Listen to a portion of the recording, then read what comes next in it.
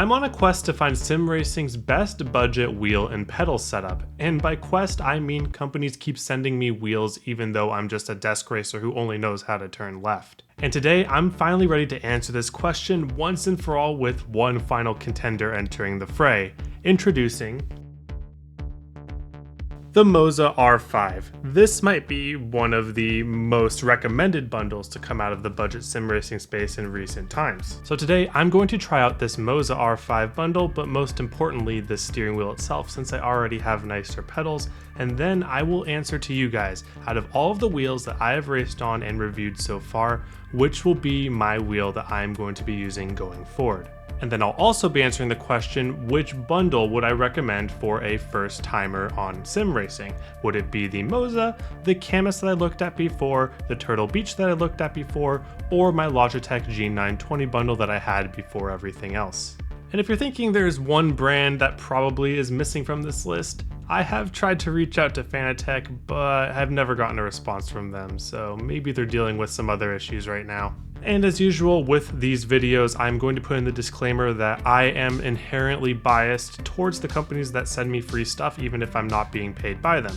Moza, for example, is not paying me for this video, but they did send me an R5 bundle, a clutch pedal, and a brake kit for free. My main goal with these videos, besides getting free wheel upgrades, is to let people who are getting into the hobby know what their options are and which ones I personally would recommend at the different price points.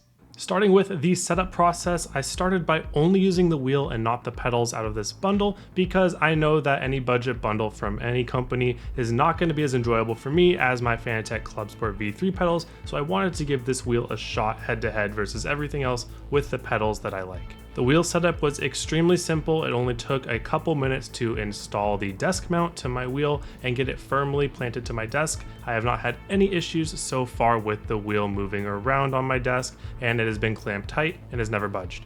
There are only a couple cords when it comes to setting up this wheel, so I had everything up and ready to go about 10 minutes after I opened the box for the first time. It was plug and play, but I did install the Moza Pit House to try to mess around with my settings before joining my first race. Right off the bat, the footprint of the wheel was not actually super invasive. Let me show you actually here. If I tilt my camera down, you can see that I keep my keyboard right behind my wheel, and I actually don't even take down my wheel to play other games. So when I'm playing Counter-Strike or something like that, I can work around this wheel without having to take it down.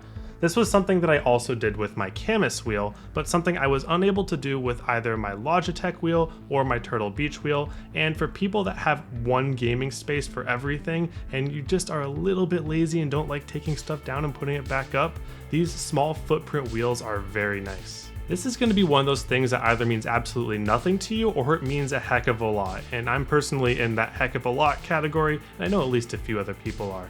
Now the second part of setting up the wheel is getting all the software downloaded. I'm pretty sure you can plug and play if you want right off the bat into games like iRacing, but it's usually best to download the software first. So for this, it's the Moza Pit House, where I can tune my wheel how I like it. Some of the key settings that you can change in the Pit House without having to go into any game is the force feedback intensity, the minimum wheel speed, the wheel speed strength, and the wheel damper. You can also mess with the natural wheel friction, inertia, damping, and then there's also the force feedback effect equalizer. So you can tune how the force feedback applies. I'm not smart enough to do any of that, so I trusted the preset curve that came with this wheel, and personally I could tell before even joining the simulator that I like the feel of this steering wheel over something like the Camus C5 because there was a lack of resistance when I was turning the wheel when I had those settings mostly low, and that is something that I personally really enjoy. I know that's not what everybody likes, but the fact that I was able to tune it to that made the wheel feel very natural even before driving with it.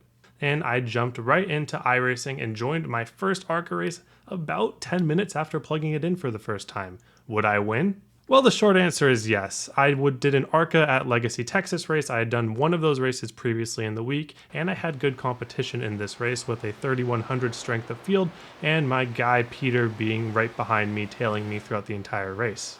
In my most comfortable environment with my most comfortable pedals, my first thoughts with this wheel was it felt almost the same as what I expected a force feedback wheel to do. In fact, it was a bit striking how similar the Moza and specifically the Camus C5 wheel felt to me. On my previous review of the Turtle Beach wheel, it was actually a lot different feeling between that and the Cama C5, so I had it in my head a bit that most force feedback wheels could have like their own signature feel. Everything would start to feel a little bit different depending on what brand you have.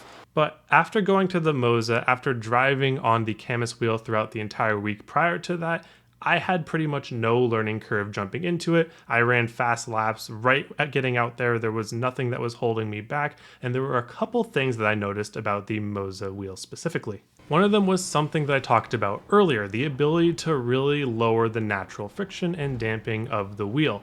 While the other wheels that I have done allowed me to do that, the Moza wheel really allowed me to feel that lightness in the steering wheel that I really like when driving ovals. Now, I know this might not be the most realistic thing in the world, but it is something that I find comfort in driving, and the fact that that was even an option to me, whereas on the other wheels that I've tried, it doesn't quite as well get there. That's a huge plus for Moza on my end. Before talking about what else I thought about this wheel, I hopped into a truck race, which I have not run C-Fixed in like months, so this was a funny one to do for the first time with a brand new wheel. But again, I felt comfortable right off the bat. I was able to do my shifts and everything and be able to be fairly competitive. And while we're talking about paddle shifters, this is a great time to go over how they felt to me, because Gateway in the trucks, you're shifting on every corner. So what I was feeling with this is that the paddle shifters to me feel almost exactly like the Logitech G920 shifters. Now that would sound like a bad thing, but they're very competent. They're those magnetic clicky type shifters that have a range of motion and just click at one point. I personally, and might be the most controversial thing I say today, I think I like those little plastic hammer shifters better in terms of how they feel. Would it be the most immersive thing ever? No. But I really do in my shifters like a solid click, like a solid button press of a shifter, so that I don't accidentally engage it or accidentally don't engage it. I know exactly when my shift up and shift down is, and those little plastic hammer shifters that might look a little dingy, I think I like those better. In terms of the feeling of the force feedback itself though, there were differences between all of the budget wheels that I have tried. With Moza, I will say the Moza R5 direct drive was my favorite feeling out of all of the ones that I have tried, but that's not to say that it is the only option. The Moza R5 has 5.5 Newton meters of direct torque, which is less peak torque than the Cama C5 is, but that's not the only difference that I felt between them. While the reading out of the force feedback felt similar between the two, I found the Moza R5 direct drive to be a little more rounded, a little less jagged, a little less vibration-y than I had felt on the Camus wheel, but with all of these same information. I found driving with the Moza wheel to be a little more comfortable, and I didn't feel like I was making any concessions by getting information too late, like I was a little bit with the Turtle Beach wheel. Where the Moza R5 direct drive set itself apart the most, in my opinion, was when I was driving in situations that I was not completely familiar with how my car would drive. So when I was side-by-side racing, going for passes, I was very comfortable with how I was driving with the Moza R5, whereas with some of my other wheels, I might be a little bit more sketchy. And I had to do that a lot in my truck race because I went to pit and forgot that I had auto pit stop turned off. It's a long story, it's very funny though. So I got to test out the Moza R5 wheel driving from the back of the pack with 20 laps to go, and I went on a tear making passes left and right at a track that's seemingly hard to make passes at, Gateway, and I was able to make clean passes, be very confident in my wheel, and honestly, that sold me on how I was driving. It was familiar enough to me to where I was not uncomfortable at any point, and at the same time, I felt like it was helping me get all the information that I need without overloading me and helping me get the answers that I need to make those passes. Could any of my other wheels have done that? I am guessing that my Cama C5 wheel would have performed similar for me, and also my Turtle Beach might have performed similarly, but the really foreign feeling of my Turtle Beach wheel might have hindered me at that point. The Moza R5 just felt like it got all of the information to my hands in the steering wheel in a perfect amount of time to where I was not feeling behind. I know a lot of people watching this video are not going to have any experience on direct drive wheels, and I hadn't had any experience either before the beginning of this year. So I came up with a bit of a metaphor to describe all of the wheels that I have tried in terms of how the direct drive feels. And so for that, we're going to be pretending that all the direct drive wheels are handwriting in a notebook. Let's say that you took notes for a class or something, and this is what you read. So we're going to start with the baseline being the Moza R5. This is going to be a notebook full of perfectly legible handwriting, doesn't take any effort to read, and you can get through it, and it's just good handwriting.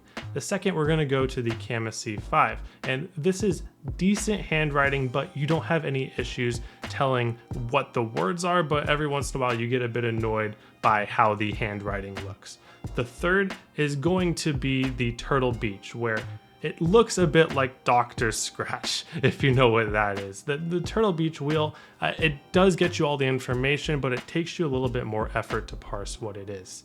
And then finally, the Logitech G920 wheel that I had been using for years and years prior. It feels like it's a notebook full of words that are still in English, but every few letters you're missing the letter. So you can figure out what the notes are saying, but you'll have to use your brain to kind of connect the dots a little bit. While I was doing some testing on road racing, I found that the force feedback of the very legible, clear Moza wheel was a lot easier for me to learn road courses, get faster on them, but on ovals, I found that all this mattered a lot less because it's more about prediction, knowledge, and knowing what to look for in the car and less about what you feel in the wheel. But where that wheel comes into play again, like I said, is when you're not on your perfect line, where you're side by side, where you miss the corner a little bit and have to save it. All of that is when I think direct drive shines, and especially good solid direct drive.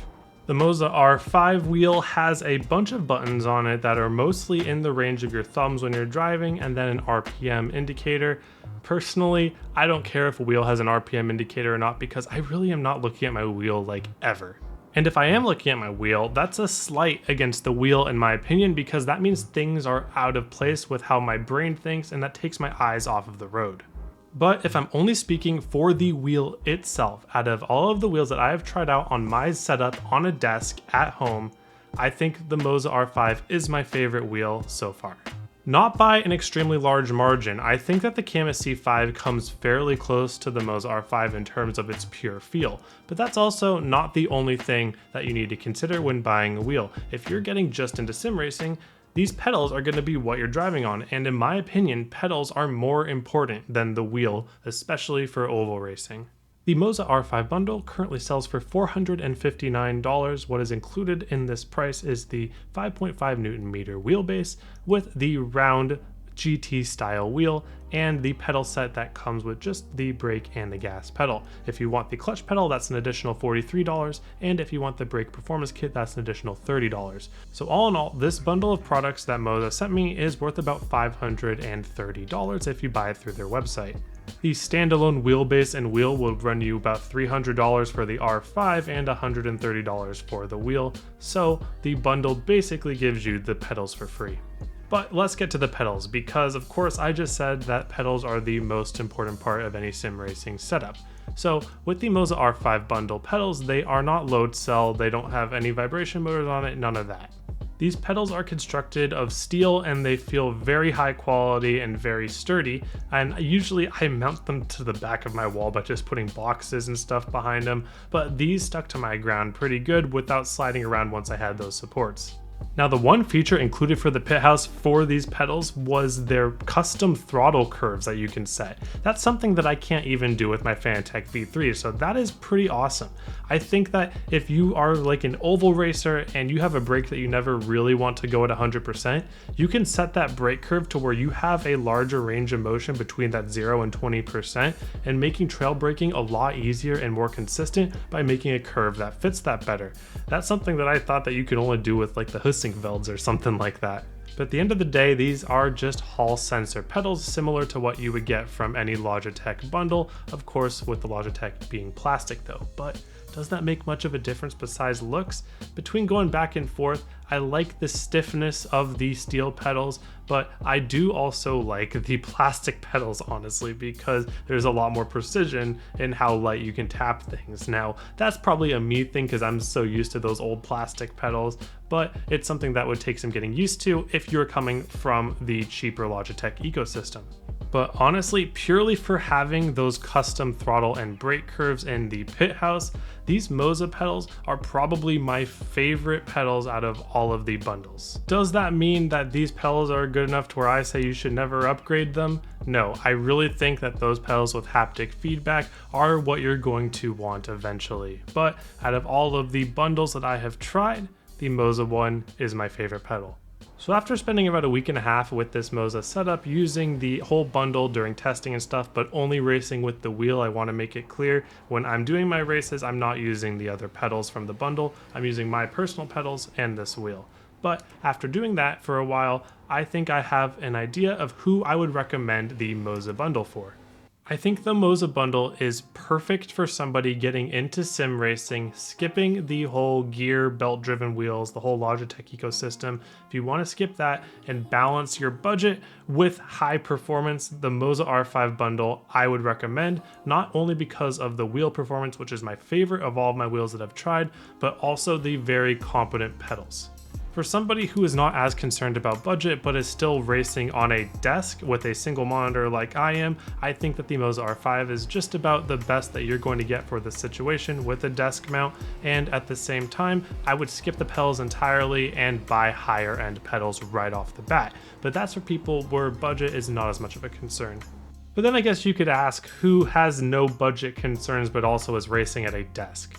Well, I guess you could be like me and just be lazy. If you are looking just to buy a wheel and not pedals, let's say that maybe you're upgrading from the Logitech ecosystem and you're not convinced that new pedals from these bundles is going to help you, I would not actually recommend the Moza R5 in this situation. The price difference between the C5 Camus wheel and the R5 Moza wheel is just too much to overlook for a somewhat small difference in performance, in my opinion. Now, one thing to note with the Moza R5, you can upgrade the wheel itself without changing the base. You can take out the wheel, put a new wheel in, all of that stuff. With the Camus C5, you're locked into that kind of weird looking wheel. Another thing to note is that from what I read over the internet, what people say in my Discord, I think Moza has some of the best track record for customer service, and from what I've dealt with them, I agree with that as well. But only having my wheel for a little bit though, I can't tell you what happens when I have to make some sort of support claim for Moza. I can only read what you guys can also read on the internet, so take that with a grain of salt. And while this bundle might not be the end-all be-all bundle for everyone's exact situation, I am going to move forward as using the Moza R5 wheel as my daily driver. The feeling of this wheel I just fell in love with immediately, and there was no learning curve to it, and I think I'm just gonna keep using it because of that. But let me know what you guys think down below. Have you tried the Moza R5 bundle before? Have you tried other Moza wheels, and what did you think about them? What were your experiences with the company? Alright, thank you all for watching. Hope you have a wonderful day, and I hope to see you all on the track.